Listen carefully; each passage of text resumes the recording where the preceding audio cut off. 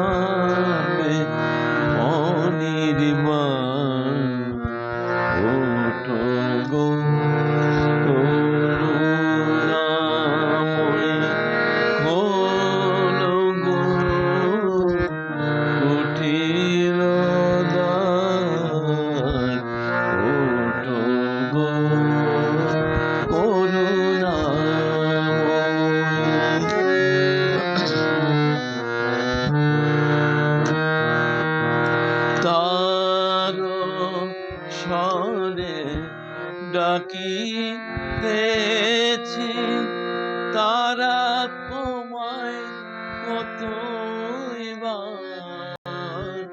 তার স্বরে ডাকিতেছি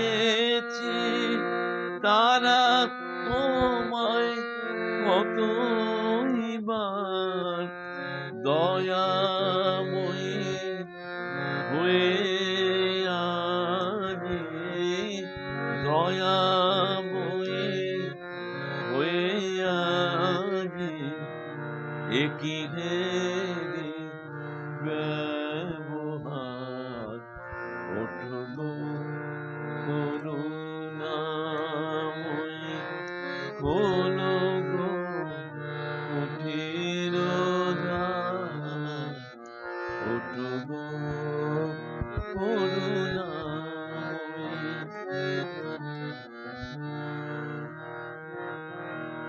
সন্তানে রাখি বাহিরে আছো শুয়ে অন্তপুরে সন্তানে রাখি বাহিরে আছো শুয়ে অন্তপুরে মা মা বলে ডেকে যাব মা মা বলে ডেকে যাব অস্থি চর্ম হলো সার ওঠো গো করুণাময়ী হলো গো কুঠির দ্বার ওঠো গো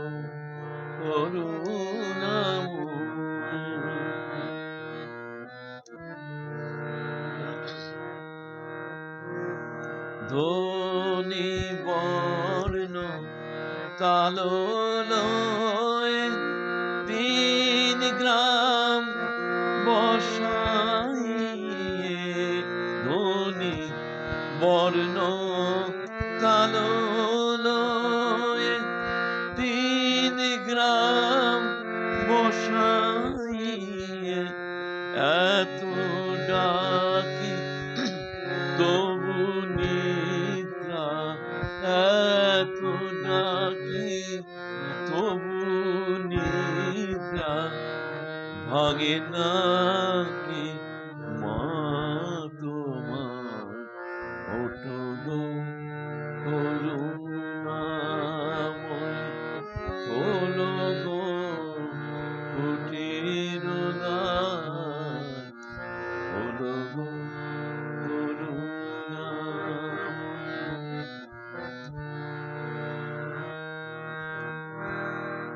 খেলায় মত্ত ছিলেম বলে বুঝি মুখ বাঁকাইলে খেলায় মত্ত ছিলেম বলে বুঝি মুখ বাঁকাইলে একবার চাও মা বদন তুলে একবার চাও মা বদন তুলে খেলিতে যাব না আর দিন রাম বলে ও মা কার কাছে যাব আর দিন রাম বলে ও মা কার কাছে যাব আর মা বিনে কে লবে মা বিনে কে লবে আর অকৃতি অধমের ভার ওঠো গো করুণাময়ী হলো গো কুঠির দ্বার ওঠো গো করুণাময়ী হলো গো কুঠির দ্বার আধারে হেরিতে নারে আধারে হেরিতে নারে হৃদি কাঁপে অনিবার ওঠো গো করুণাময়ী